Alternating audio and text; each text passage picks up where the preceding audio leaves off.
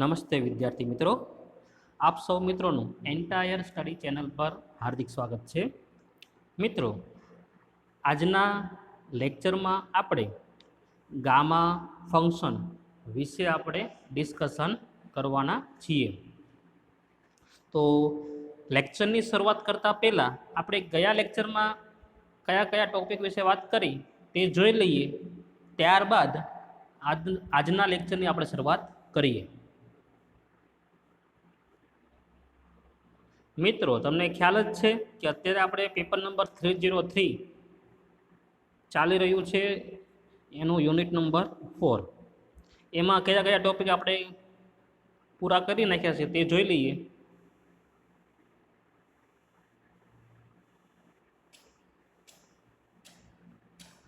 તો મિત્રો, તમે જોઈ તો આપણે ગયા લેક્ચરમાં તમને ખ્યાલ હોય અને એના પહેલાના લેક્ચરમાં, એટલે આપણે અત્યાર સુધીમાં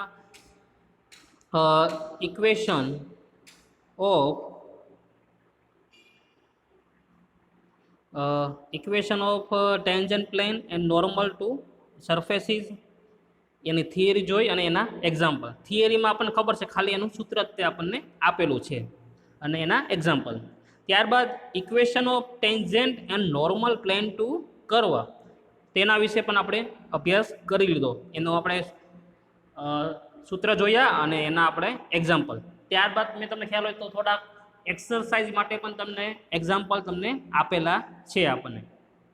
તો આટલા ટોપિક આપણા ચેપ્ટરમાં પૂરા થઈ ગયા. હવે જે આપણે શરૂઆત કરવાના છીએ મિત્રો આજના લેક્ચરમાં આપણે બીટા એન્ડ ગામા ફંક્શનથી આપણે શરૂઆત કરવાના છીએ. હવે આમ જુઓ તો આ ચેપ્ટરમાં મેં તમને પહેલાં તે લેક્ચરમાં કીધું હતું કે આ ચેપ્ટરમાં ટોટલ આમ જુઓ તો 3 પાર્ટ છે. તો પહેલો પાર્ટ તો આપણે આ પૂરો કરી નાખ્યો. હવે જે બીજો પાર્ટ છે એ બીટા ગામા વાળો છે, એ ક્યાં સુધી આવશે? અહીં સુધી આવશે. એટલે એમાં આપણે બીટા ફંક્શન અને ગામા ફંક્શન, ડુપ્લિકેશન ફોર્મ્યુલા, એની પ્રોપર્ટીઝ, એના એક્ઝામ્પલ વિશે આપણે ચર્ચા કરવાની છે.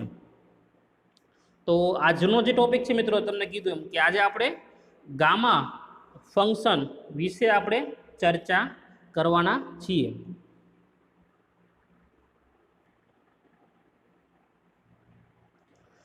તો પહેલી તે ડેફિનેશન છે ગામા ફંક્શનની. The improper integral defined by gamma n equal to integration 0 to infinite x raised to n minus 1 e raised to minus x dx n greater than 0 is called the gamma function of n. It is a convergent for every n greater than 0. હવે આને આપણે સમજીએ. પહેલાં તો મિત્રો ઇનપ્રોપર integral. ઇનપ્રોપર એટલે શું થશે? અનિયત, અને ઇન્ટિગ્રલ એટલે સંકલન, અનિયત સંકલન. આપણે અગાઉ 11-12 સાયન્સમાં અનિયત સંકલન અને નિયત સંકલન બંને વિશે આપણે માહિતી એમાં મેળવેલી છે. તો અહીંયા જે આપણને લોકોએ ઇન્ટિગ્રેશન લીધેલું છે, કયું લીધેલું છે? ઇમ્પ્રોપર એટલે કે અનિયત સંકલન, બરાબર. તો અનિયત સંકલનને ડિફાઇન બાય આ પ્રમાણે વ્યાખ્યાયિત કરીએ છીએ આપણે. હવે મિત્રો, આ જે સિમ્બોલ છે એ શું દર્શાવે છે? ગામા. આને આપણે શું વાંચીએ છીએ? ગામા. આને શું વચાય? ગામા. આવી રીતે જે ખૂણો આવી રીતે બને છે ને, એલ આકાર, બરાબર. આ એલને આપણે શું વાંચશું? ગામા. તો આને શું વાંચીએ? આને શું રીડ કરી શકાય? Gamma n. Gamma n. તો ગામા એન નું સૂત્ર તમે કહો કે એની ડેફિનેશન કહો, શું છે? આ છે. હવે એ આપણે સમજીએ. તો ઇન્ટિગ્રેશન આપણે 0 થી ઇન્ફાઇનાઇટ. હવે ઇન્ફાઇનાઇટ છે એટલે એનો કોઈ ચોક્કસ એનો રેન્જ છે નહીં, રેન્જ છે નહીં, એટલે કેવું થશે? અનિયત સંકલન થઈ જશે, એટલે ઇમ્પ્રોપર થઈ જશે. એટલે ઇન્ટિગ્રેશન 0 થી infinite x raised to n minus 1 e raised to minus x dx અને n greater than 0. એટલે સંકલન તમે કોને સાપેક્ષે કરો છો? x ને સાપેક્ષે. અને n નું મૂલ્ય કેવું હશે? 0 કરતાં મોટું હશે. તો જે ફંક્શન મિત્રો આ સ્વરૂપે હશે એ ફંક્શનને આપણે શું કહેશું? Gamma function. હવે મિત્રો અહીંયા તમે જો હવે અહીંયા સૂત્રમાં શું આવશે એ ખબર કેમ પડશે, કોની ઉપરથી ખબર પડશે?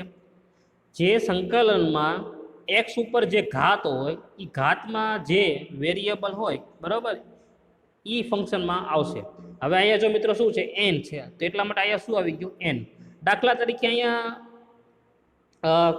એમ હોત તો અહીંયા શું આવે ગામા એમ આવે. અહીંયા વેરિયેબલ બદલાય એમ એનું શું બદલાય, સૂત્ર બદલાય. તો આ જે ફોર્મ્યુલા છે એને આપણે શું કહીએ છીએ, gamma function is called the gamma function of n. હવે મિત્રો એને જો બ્રેકેટમાં લોકો લખ્યું શું લખ્યું જો, it is a convergent for every n greater than 0. આ જે ફંક્શન છે કન્વર્જન એટલે અભિસારી થાય અને ડાયવર્જન્ટ એટલે થાય અપસારી. કન્વર્જન્સ એટલે થશે અભિસારી અને ડાયવર્જન એટલે શું થાય અપસારી. એ કન્વર્જન્સ છે કોના માટે, ફોર એવરી એટલે ગુજરાતીમાં પ્રત્યેક એન ગ્રેટર દેન 0. પ્રત્યેક એનનું મૂલ્ય કેવું હશે, 0 કરતાં કેવું હશે મોટું, ત્યારે જ ત્યાં વસ્તુ શક્ય બને. અહીંયા પણ લોકો જો કન્ડિશન આપણને આપેલી છે એટલે એક્ઝામ્પલમાં કા એની પ્રોપર્ટીસમાં ખાસ ધ્યાન રાખવાનું કે એનું મૂલ્ય કેવું હશે, હંમેશા 0 કરતાં મોટું તે આપણે લેવાનું રહેશે. તો આ જે આપણે સમજાય મિત્રો એ શું હતું, ગામા ફંક્શન. હવે થોડીક નોટ આવે છે તે હવે આપણે સમજીશું, તેનો ઉપયોગ આપણે એક્ઝામ્પલ માટે કરીશું.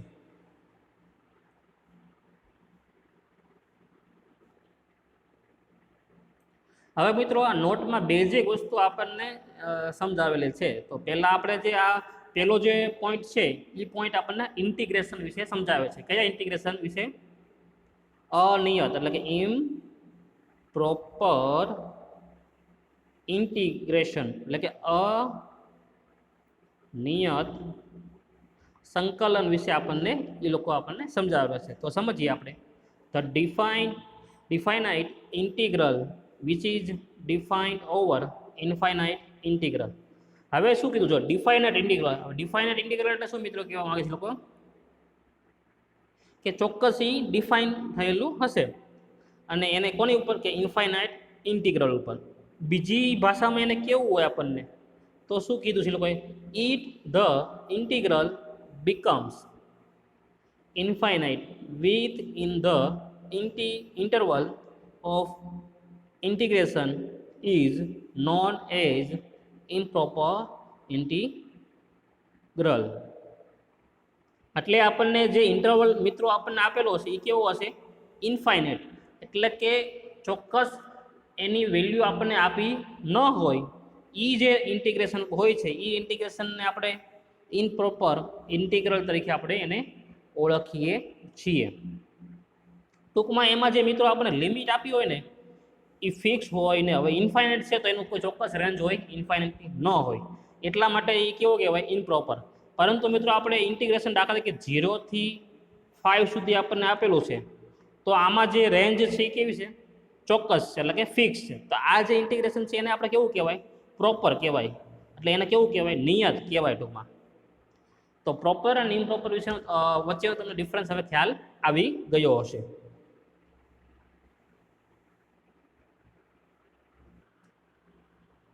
હવે મિત્રો સેકન્ડ પોઈન્ટ જે છે તે હવે આપણે સમજીએ. સેકન્ડ પોઈન્ટમાં શું કહે છે, ઇફ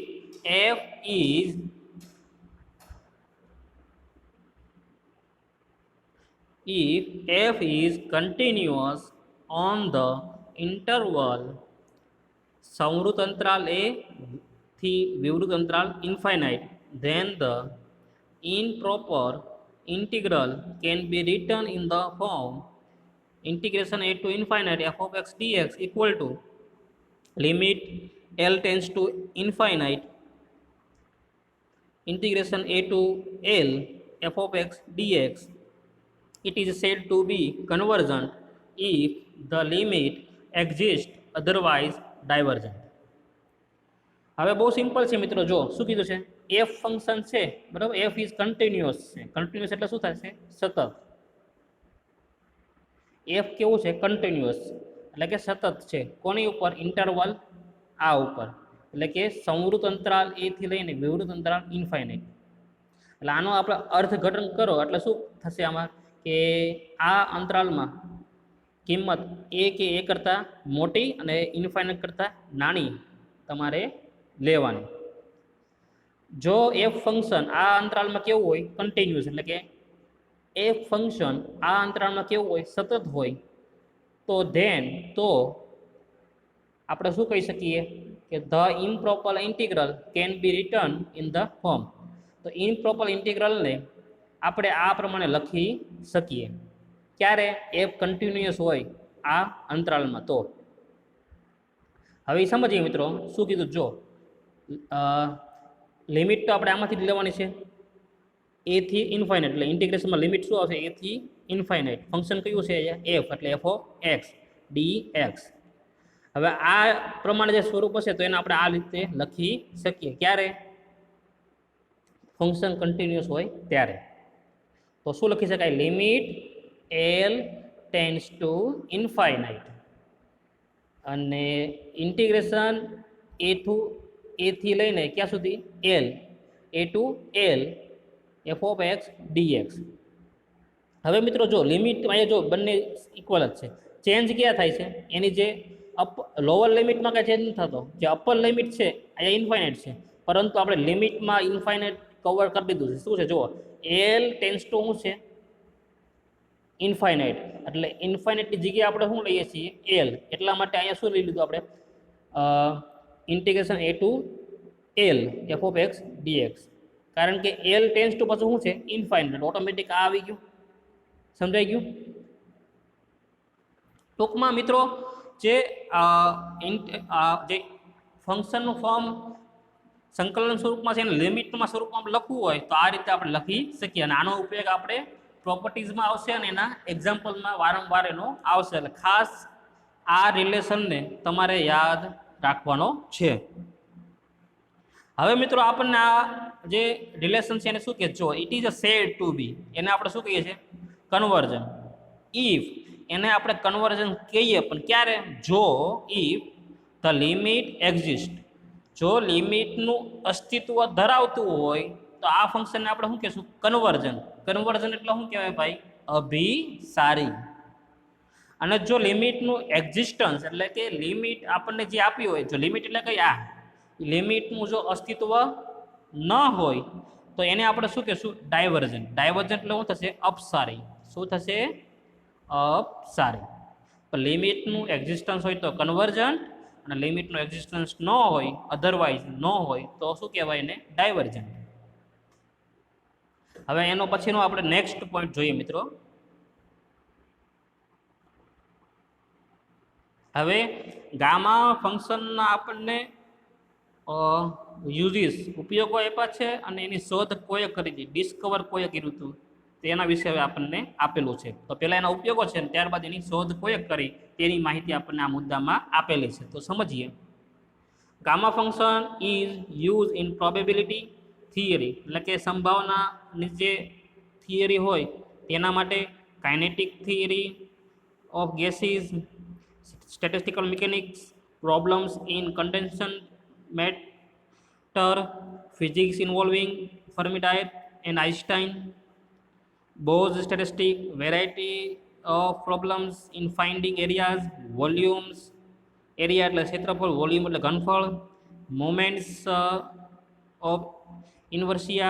સો ટૂંકમાં આટલી જગ્યાએ ગામા ફંક્શનનો યુઝ થાય છે ઉપયોગ થાય છે. એટલે કે સંભાવનાની થિયરી હોય કે કાઇનેટિક થિયરી હોય પછી ફિઝિક્સમાં હોય સ્ટેટિસ્ટિકલ હોય કોઈ પણ ફિલ્ડ હોય ટૂંકમાં એરિયાઝ હોય કે વોલ્યુમ ગોતવું હોય આપણે તો એ બધામાં ગામા ફંક્શનનો ઉપયોગ થાય છે. અને ગામા ફંક્શનની એકચ્યુઅલમાં ડિસ્કવર કોએ કર્યું હતું કે શોધ કોએ કરી હતી ભાઈ it was original discovered by C Euler in 1729.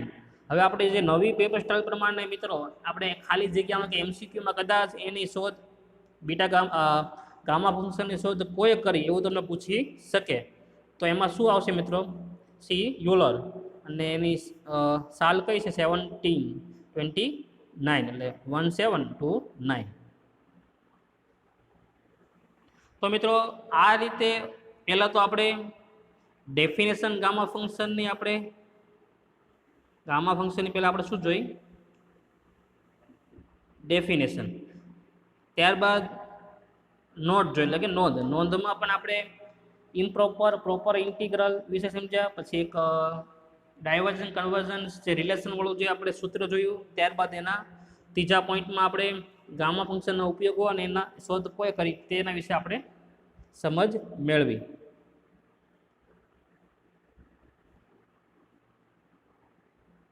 તો મિત્રો હવે ગામા ફંક્શનનો કન્સેપ્ટ ક્લિયર થઈ ગયા બાદ હવે જે આપણો નવો ટોપિક છે મિત્રો તેના વિશે હવે આપણે સમજીએ. તો નવો ટોપિક છે આપણો પ્રોપર્ટીઝ ઓફ ગામા ફંક્શન. આ લેક્ચરમાં આપણે એક પ્રોપર્ટી લેશું, પછી આગળના લેક્ચરમાં પછી એની જે બાકીની પ્રોપર્ટીઝ છે એનો અભ્યાસ આપણે કરીશું. તો properties of gamma function, gamma ફંક્શનના બધા જે પ્રોપર્ટીઝ છે, ગુણધર્મો છે, એની ચર્ચા હવે આપણે કરવાની છે. હવે મિત્રો તમને એક્ઝામમાં ડાયરેક્ટ તમને એવું પૂછે કે ભાઈ આની ઇક્વલ ટુ આ સાબિત કરો, અથવા તમને આવું પૂછે કે gamma function has recurrence relation. એટલે ગામા ફંક્શન જે મિત્રો છે હેઝ રિકરન્સ રિલેશન રીતે આપણે પ્રૂવ કરીએ. એટલે કે આપણે પહેલાં શરૂઆતથી હવે સમજાવું તમને કે પ્રોપર્ટીઝ ઓફ ગામા ફંક્શન. તો ગામા ફંક્શનની હવે પ્રોપર્ટીઝ વિશે આપણે ચર્ચા કરવાની છે. તેમાં પહેલી પ્રોપર્ટી જોઈએ આપણે. તો પહેલી પ્રોપર્ટી કોના વિશે છે? Gamma function has recurrence relation. તો એ રિલેશન કયો છે? આ છે. તો આની ઇક્વલ ટુ આપણે આ સાબિત કરવાનું છે. તો તમે ડાબી બાજુ લઈને જમણી બાજુ સાબિત કરી શકો, અથવા જમણી બાજુ લઈને ડાબી બાજુ સાબિત કરી શકો. આપણે અહીં ડાબામાંથી જબા લાવીશું, એટલે LHSમાંથી શું લાવશું? RHS લાવીશું. તો ડાબી બાજુ શું છે આપણી? Gamma n+1. હવે આને વચાઈશું. અગાઉ વાત થઈ ગઈ, આ કોનો સંકેત છે? ગામા. આ જે ઊંધો L છે કોનો સંકેત છે? ગામા n નો. ગામા એને ગામા ફંક્શન વચાય. તો આમાં કોઈ ફંક્શન છે? Gamma n+1. અને સાબિત શું કરવાનું છે? n gamma n.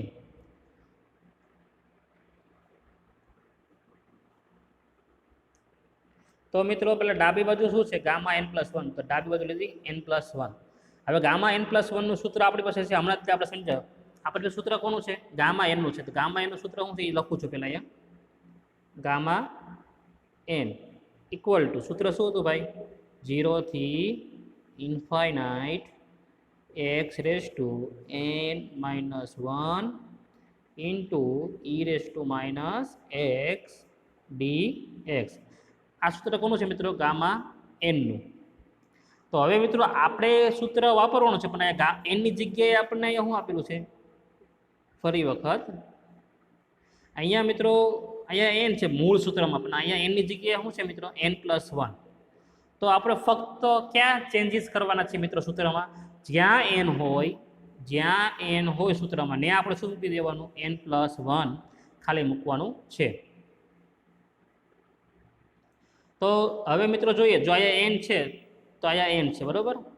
પરંતુ હવે આપણે n ની જગ્યાએ શું મૂકવાનું છે? n+1. તો અહીંયા n+1 તો છે જ તે સૂત્રમાં, અહીંયા છે જ તે મૂળમાં. તો અહીંયા n ની જગ્યાએ હોય જશે n+1 આપણે મૂકીશું. બાકીનું સૂત્ર આખું એમનેમ રહેશે, લિમિટ એમનેમ રહેશે, બાકીના બધા પદ પણ એમનેમ રહેશે. તો મિત્રો જો શું થશે? n ની જગ્યાએ તમે n+1 મૂકો તો આવું આવશે, n+1 - 1. બાકીનું બધું એઝ ઇટ ઇઝ. એટલે ફાઇનલી શું મળશે આપણને? 0 થી ઇન્ફાઇનાઇટ x⁻n+1 - 1 e⁻x dx. અને n નું મૂલ્ય કેવું હશે? n > 0. તો જ તે આપણે લખી શકીએ. હવે આગળ વધીએ મિત્રો. +1 - 1 કેન્સલ, તો શું વધ્યું? ખાલી x⁻n. તો ઇન્ટિગ્રેશન 0 થી ઇન્ફાઇનાઇટ x⁻n e⁻x dx.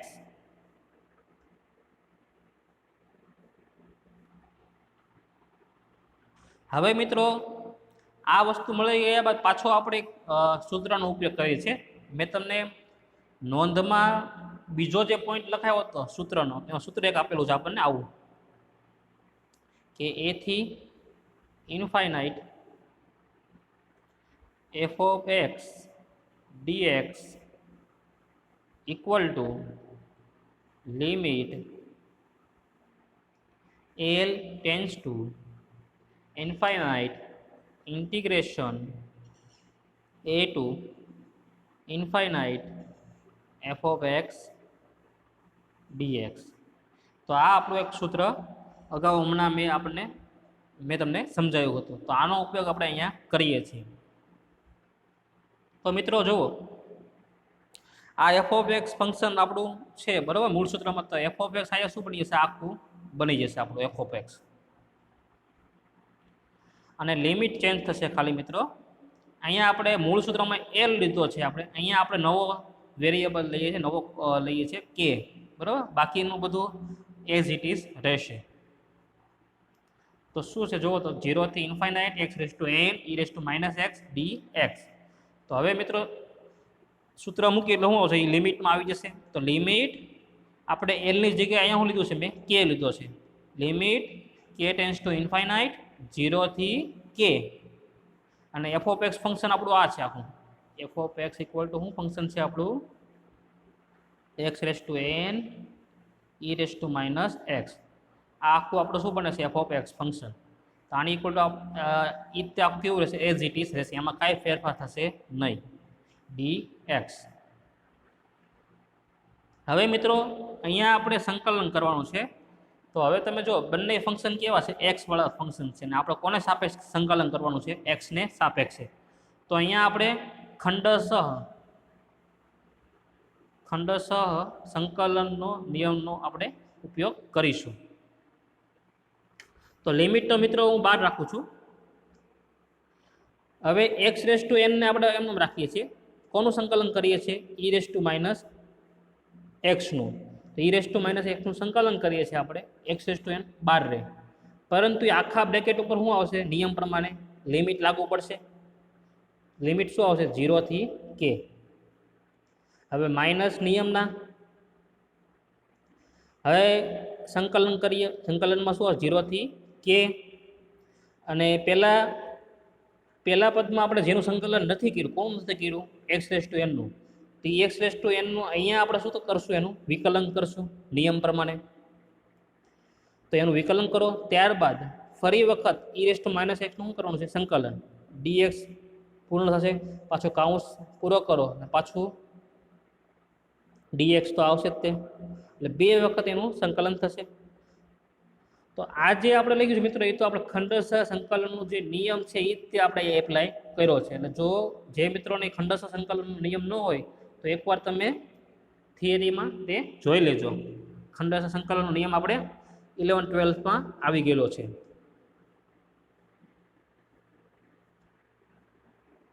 હવે મિત્રો લિમિટ હજી બહાર રાખીએ છીએ આપણે, પરંતુ હવે ઉપરના સ્ટેપનું આપણે સાદુરૂપ આવું આવશે. તો એ પહેલાં શું જોઈ લઈએ આપણે, પછી આમાં જઈએ.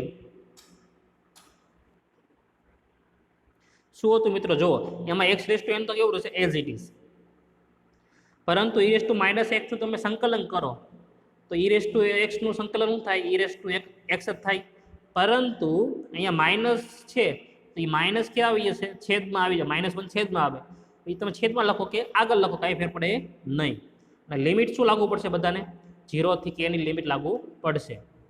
એટલે ફાઇનલી તમને આવું મળશે એનું answer, -x raise to n e raise to minus x અને 0 થી કે. આ એનો આન્સર પહેલા સ્ટેપનો.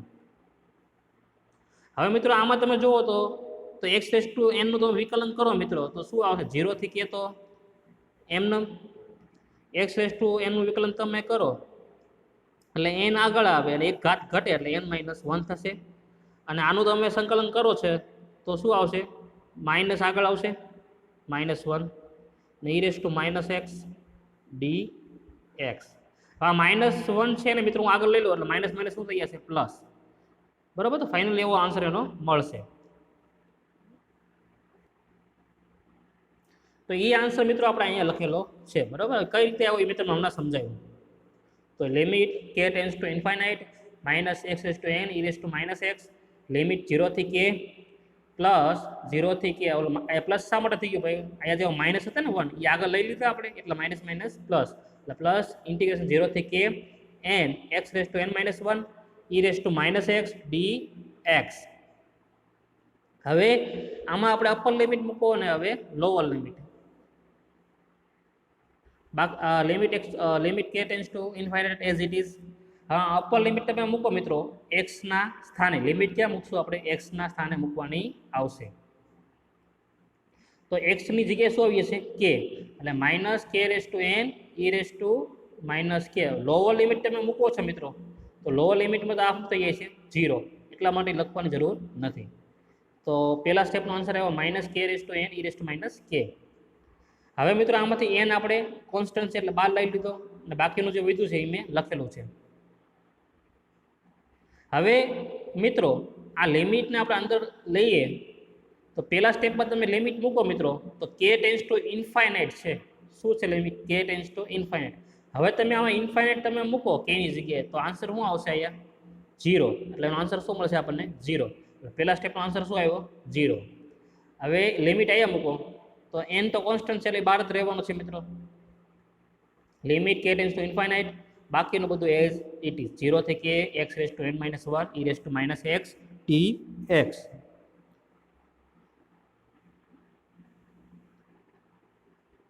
હવે મિત્રો જેમ નોંધમાં બીજું સૂત્ર આપણે જે લખ્યું હતું લિમિટવાળું, તો લિમિટવાળું હોય સૂત્ર તો લિમિટ ઉપરથી આપણે એના સિમ્પલ ફોર્મમાં આપણે લખી શકીએ. તો એન તો એમનો રહેશે એઝ ઇટ ઇઝ. હવે મિત્રો કે છે બરાબર, લિમિટમાં ખાલી ચેન્જ આવે એ તમને ખબર સૂત્રમાં બરાબર. લિમિટ તમે દૂર કરો તો લિમિટ તમે જેવી દૂર કરો એટલે શું આવી જશે? લિમિટમાં અહીંયા ઇન્ફાઇનાઇટ આવી જશે. આખું તો ફંક્શન કેવું રહેશે? As it is D x. હવે મિત્રો આ જે છે હવે એનું આપણે સમજ મેળવીએ તો એન તો કોન્સ્ટન્ટ છે એટલે એઝ ઇટ ઇઝ એમનો રહેશે. હવે આ મિત્રો કોણ સૂત્ર આવી ગયું છે? Gamma function. તમે ગામા ફંક્શનનું તમે સૂત્ર જોવો એટલે તમને ખ્યાલ આવી જશે આ કોણ સૂત્ર છે? Gamma function. એટલે ગામા અંદર કયું આવશે વેરિયેબલ? અહીંયા જો મિત્રો એન છે એટલે એમાં શું આવશે? ગામા એન જ તે આવશે. અહીંયા એમ હોત તો શું આવે તેમાં? Gamma m. પરંતુ અહીંયા એન છે એટલે શું આવશે? Gamma n. તો અહીંયા શું આવશે? Gamma n. અને મિત્રો એન ગામા એન એ તો આપણે જે સાબિત કરવાનું છે પ્રોપર્ટીઝ એની શું છે? જમણી બાજુ. એટલે આવી રીતે આપણે રાઈટ હેન્ડ સાઈડ મળી જશે. તો આવી રીતે આપણે ગામા ફંક્શનની પહેલી પ્રોપર્ટીનો આપણે અભ્યાસ કર્યો. હવે નેક્સ્ટ લેક્ચરમાં મિત્રો આપણે આની સેકન્ડ પ્રોપર્ટીથી આપણે લેક્ચરની શરૂઆત કરીશું. ફરી વખત આનું તમને સંક્ષિપ્તમાં તમને આ પ્રોપર્ટી તમને સમજાવી દો. તો મિત્રો જે પ્રોપર્ટીઝમાં સાબિત કરવાનું હતું, શું સાબિત કરવાનું હતું આપણે? Gamma n plus 1 equal to n gamma n. તો એ સાબિત કરવા માટે આપણે ડાબી બાજુ લીધી ગામા એન પ્લસ 1, પછી ગામા એનનું સૂત્ર મૂક્યું આપણે ગામા ફંક્શનનું, એટલે આ પ્રમાણે આવ્યું. ત્યારબાદ એમાં સાદુરૂપ આપ્યું આપણે. પછી આપણે નોંધમાં જે બીજું સૂત્ર છે લિમિટમાં એને ફેરવી આપણે સૂત્રને લિમિટમાં આપણે કન્વર્ટ કર્યું. ત્યારબાદ આમાં ખંડશ સંકલનનો નિયમ એપ્લાય કર્યો એટલે આપણને આવું મળ્યું. ખંડશ સંકલનના નિયમ વાપર્યા બાદ એનું આપણે સાદુરૂપ દઈએ છીએ આગળ એટલે આપણને આવું સ્વરૂપ મળે છે. ત્યારબાદ હવે આપણે લિમિટ અંદર લઈ જઈએ છીએ. લિમિટ તમે અંદર લઈ જાઓ એટલે પહેલું સ્ટેપ તો શું થઈ જશે? 0. ત્યારબાદ ખાલી બીજું પદ ખાલી એક વધે છે. હવે લિમિટનું વાળું સૂત્ર છે એને પાછું નોંધમાં જે સૂત્ર આપણને આપેલું છે બીજું એને પાછું લિમિટમાંથી સાદા સ્વરૂપમાં લાવીએ લિમિટ ખાલી બદલાશે, બાકીનું બધું એઝ ઇટ ઇઝ. એટલે કેની જગ્યાએ શું આવી જશે? ઇન્ફાઇનાઇટ આવી જશે. લોઅર લિમિટમાં કાંઈ ચેન્જ આવશે નહીં. તો ફાઇનલી આપણને આવું મળે છે. હવે એન તો એઝ ઇટ ઇઝ. હવે આ જે સૂત્ર છે મિત્રો કોણ આવી ગયું? ગામા એનનું આવી ગયું. તો આ જે છે એ તો આપણે શું છે જે પ્રોપર્ટીઝ છે એની શું છે? જમણી બાજુ રાઈટ હેન્ડ સાઈડ છે. તો આ રીતે મિત્રો આપણે ગામા ફંક્શનની પહેલી પ્રોપર્ટી વિશે આપણે સમજ મેળવી. આના પછીના લેક્ચરમાં મિત્રો હવે આપણે બીજી પ્રોપર્ટીથી આપણે શરૂઆત કરીશું એટલે ગામા 1 = 1 થી આપણે શરૂઆત કરીશું.